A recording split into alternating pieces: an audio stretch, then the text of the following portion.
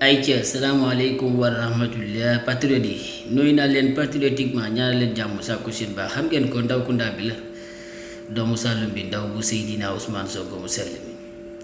kàddu yi nag day ñëw rek jëm ci opposition tappalekat yi nekk ci réew mi di wax guddi ak bëccëg ñu di tuddee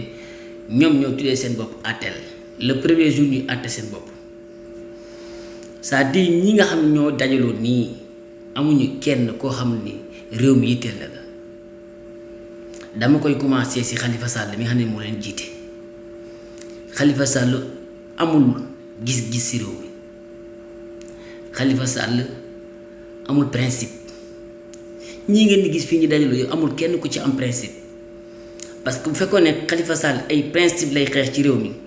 yaakaar naa ne du dajee ak waa kër Macky Sall ne mu ngi def benn ak ñoom benn coalition ak li ko Macky Sall teg yépp ak lim fi wax Macky Sall yépp mars 2021 ba 2024 conférence de presse Yewwi Askan Wi Khalifa Sall kàddu yu mu doon yëkkati di ko teg ci Macky Sall ak Macky Sall ni mu doon nekkee ak ñoom tey Khalifa Sall moomu moo ñëw jàkkaarloo woot ak waa kër Macky Sall moo tax may li ñuy amuñu principe amuñu gis-gis lenn moo leen yitteel mooy seen poosu bopp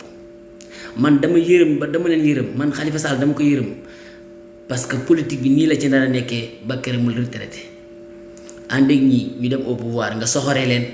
nga dem ànd ak ñeneen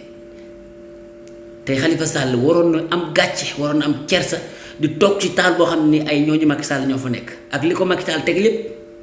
ñii kenn amul kenn ku la ci mën a wax ne dañoo gëm réew mi barke yonent bi amul kenn ci ñii ku la ci mën a wax dafa gëm réew mi